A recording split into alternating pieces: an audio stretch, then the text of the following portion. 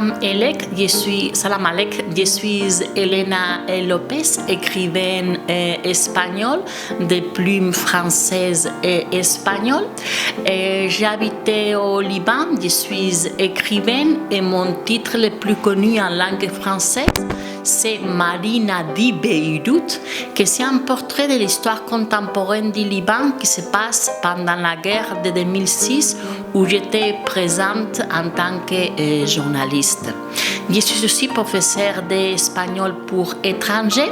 J'étais professeure d'espagnol ici au Maroc à Tétouan et Martil, dans les centres culturels de l'Église catholique d'Espagne au Maroc, et en tant que salarié, mais sous les faux statuts de bénévoles. Tous les professeurs, tant espagnols, marocains que sous-sahariens, on est rémunérés, mais à la fin du mois, ils ne nous donnaient pas de fiches de paye ou ils nous donnaient des fiches de paye sans le cachet du centre et sans la signature du directeur espagnol Francisco Jiménez Maldonado, ce qui m'a empêché d'obtenir un permis de séjour au Maroc.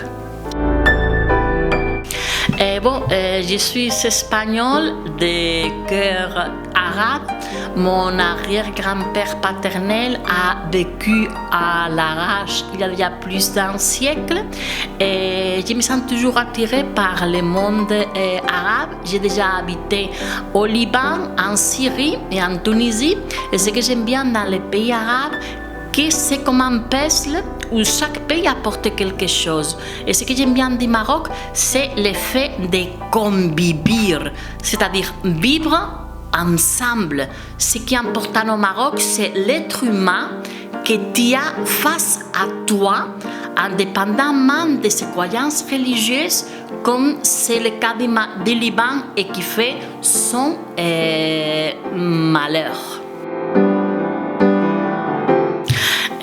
Déjà, mon premier malheur a été le fait de travailler pour l'Église catholique d'Espagne dans ces beaux pays. Au Noir, une église catholique qui est milliardaire, mais où j'étais là-bas sans avoir eu droit à mon permis de séjour parce que pas de copie d'attestation de paiement, pas de responsabilité d'assurance civile, pas de couverture médicale, pas de vacances payées. Et tous mes problèmes au Maroc ont commencé quand, en mars 2020, il y a eu un incendie chez moi. Et croyez-moi, c'est difficile à croire. Dans les PV concernant l'incendie, tant de police de Martil que préfecture police de Tétouan, il ne figure pas le constat incendie. La cour d'appel refuse de me donner le constat d'incendie. À partir de l'incendie, la police de Martil m'a mis un faux interprète assermenté et j'ai réussi à avoir le PV. 18 mois après me battre, il manque 80% de ma déclaration. J'ai découvert que l'interprète était faux parce qu'il ne figure pas le numéro de carte professionnelle. Et la police a mis faussement que j'ai refusé d'entrer dans mon appartement et c'était faux. Ils ont inventé qu'il était sous scellé judiciaire. Et je me suis retrouvée mise à la force dans un foyer d'urgence à Martil où la police a donné ordre au directeur de ne pas m'amener au consulat d'Espagne à Tétouan ni de les contacter via téléphonique ni via mail. Je me suis retrouvée plus de 3 mois à dormir sur une cabane en métal qui donnait sur la rue et sur ces matelas sur le palier d'une terrasse dans des conditions infrahumaines. Le jour où j'ai récupéré mes affaires personnelles au mois de mai 2020, la police qui a inventé que je me suis rendue au commissariat et que j'ai refusé de déclarer, c'est complètement faux. Justement, j'ai voulu déposer plainte, ils m'ont interdit l'accès au commissariat. J'ai réussi à ouvrir à nouveau l'enquête par la préfecture de police de Tétouan qui m'ont mis à nouveau un faux interprète assermenté, un PV qu'on m'a refusé les droits après l'enquête est classée à nouveau. Quand j'ai rencontré le procureur général de la Cour d'appel à Tétouan, je l'ai prié que l'enquête soit prise en main par la Sûreté nationale de Rabat, mais il a refusé. Et moi, je suis à Rabat parce que ma confiance dans la direction générale de la Sûreté nationale de Rabat est pleine. Et du moment que le directeur général ou ses assistants soient au courant de l'existence de tous ces PV avec faux interprète assermenté, la situation sera réglée. Je suis venue aussi à Rabat dans le but d'obtenir une audience avec Sa Majesté Mohamed VI. Je sais que c'est très difficile, mais c'est un de mes rêves. Je sais très bien qu'il y a des gens humbles, des gens normaux au Maroc, des classes défavorisées ou moyennes, qui ont réussi à obtenir des audiences avec lui. Du moment qu'il a été tenu au courant de la situation, tout a été réglé. Préfecture police Tétouan a inventé de guetter une adresse inconnue. C'est faux. Je suis enregistrée dans un hôtel de façon continue à Tanger depuis août 2020. Comme ça, aucune convocation chez le tribunal est arrivée. Il y a eu un premier jugement concernant l'expulsion illégale de mon appartement depuis l'incendie octobre 2021 que j'ai découvert par hasard à travers quelqu'un qui m'a informé qu'il y avait plein de convocations dont je n'étais pas au courant.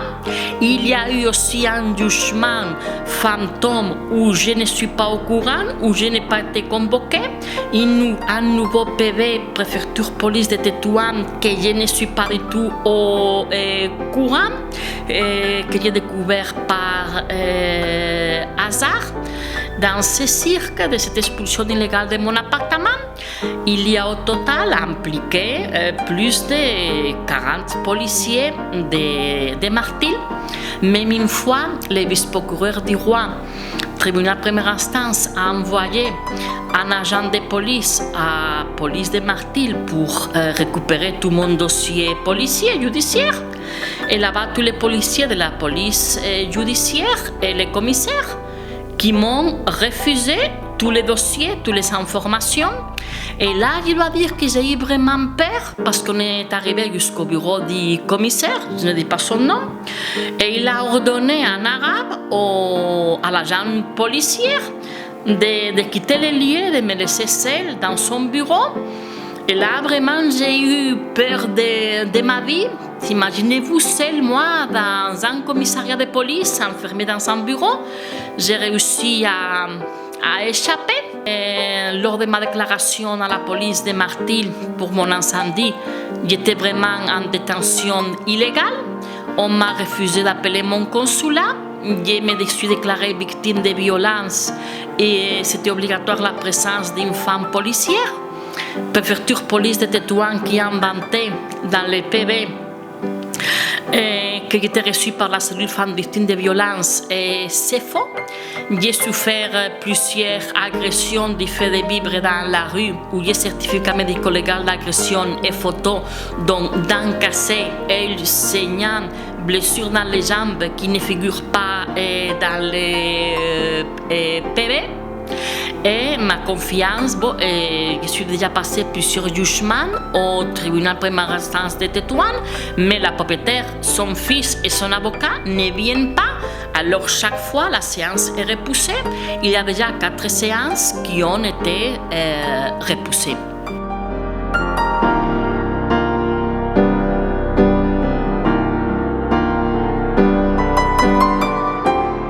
Bon, je continue à me battre, mais c'est que, comme j'insiste et je répète à nouveau, que ma confiance est rencontrer la Sûreté nationale de Rabat, que les interrogatoires concernant les PV de Martil et Tétouan se passent à la police judiciaire, brigade nationale de Casablanca, avec des vrais interprètes assermentés qui me traduisent les contenus. Quand j'ai fait ces PV, les interprètes ont refusé de me traduire les contenus et arrivé jusqu'à la Cour de cassation de Rabat parce que le tribunal première instance de Tétouan, ça fait déjà 4 séances repoussées.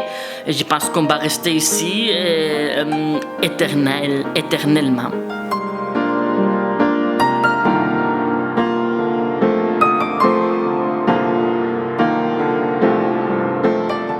Oui, j'ai trouvé vraiment une solidarité concernant la population marocaine qui m'a vraiment touchée, que c'est une des choses qui m'a poussée à rester au Maroc après avoir réussi à quitter le foyer d'urgence où je me suis fait agresser. J'avais seulement dans mon sac de main 1 euro, 10 dirhams.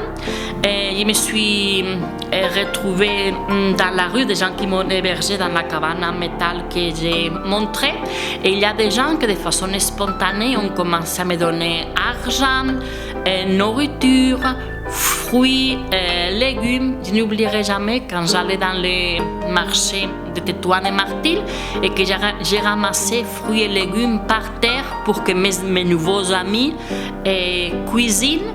Il y a des gens qui m'ont invité au café au lait, qui m'ont donné des vêtements, qui m'ont donné des sacs à main, des chaussures, des chaussettes. Parce que je répète qu'après l'incendie, la police m'a interdit d'accéder à mon appartement. Et quand je suis accédée au mois de mai, juste quelques minutes, parce que la police m'a expulsée à nouveau avec un PV qui a été transmis à ma déclaration, toutes les affaires que j'ai récupérées dans des sacs plastiques et une valise, c'était des affaires qui ne me concernaient pas. La propriétaire avait mis plein de journaux et des vêtements à elle qui n'étaient pas à moi. J'ai tout perdu, vêtements, argent, bijoux. Alors vraiment, merci beaucoup de la générosité du peuple marocain. Moi, chaque jour, je demande argent dans la rue pour manger et payer mon hôtel. Et le consulat, je précise que le premier responsable de ma situation, c'est le consulat d'Espagne à Tétouan, que l'ambassade d'Espagne à Rabat, qui n'ont rien fait, qui ont été aux abonnés absents pour ne pas, si mon consulat m'avait accompagné à la préfecture de police, j'aurais eu obtenu l'information que l'interprète était faux et que mon appartement était sous scellé judiciaire. Mais le consulat d'Espagne à Tétouan n'a rien fait, ni l'ambassade à Rabat.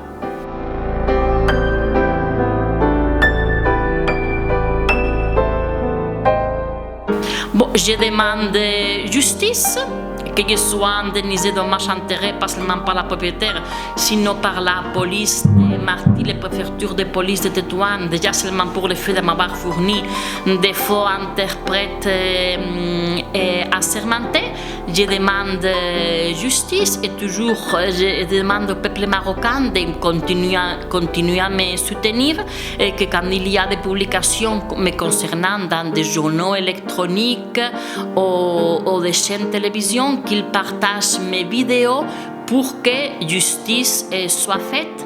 Je remercie beaucoup les médias marocains qui m'ont interviewé tant à Rabat qu'à Tétouan et Tanger, qui ont osé mettre que j'étais victime de violences de la police. Déjà, le fait que tu sois dans un commissariat où on t'assigne un faux interprète assermenté, où on ne te donne pas à boire, on ne te donne pas à manger, on te refuse la présence d'une femme policière, on te refuse l'accès aux services des étrangers, on m'a refusé l'accès à la cellule femme des victimes de violences. C'est déjà une façon de violence dans le silence qui est contraire aux droits de l'homme et à une démocratie et à un état de droit comme c'est le Maroc.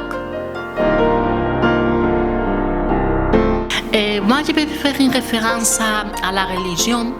Dans mon livre Marina de Beyrouth, il y a Marina, que c'est le personnage féminin du livre, qui dit à Joseph, qui est libanais, que la religion est quelque chose d'intime, qui c'est entre Dieu et toi. Mais ma religion, ça concerne seulement moi, c'est privé. Mais je dois avouer que chaque fois que j'étais à police de Martil, préfecture police Tétouan Et Tanger, j'ai prié Allah pour lui dire, Allah, fais que je continue à vivre. Parce que quand tu es là-bas au commissariat, j'ai toujours cette sensation que tu ne sais pas du tout ce qui va t'arriver une minute après. Qu'on peut te mettre dans une salle inconnue, qu'on peut te fermer la porte, qu'il y a une coupure mystérieuse d'électricité, qu'on te met dans une fourgonnette adresse inconnue et que tu te retrouves mis à la force au port de Tanger. Et moi, quand j'étais au commissariat, il y avait un geste que j'aimais beaucoup répéter et que c'est celui-ci.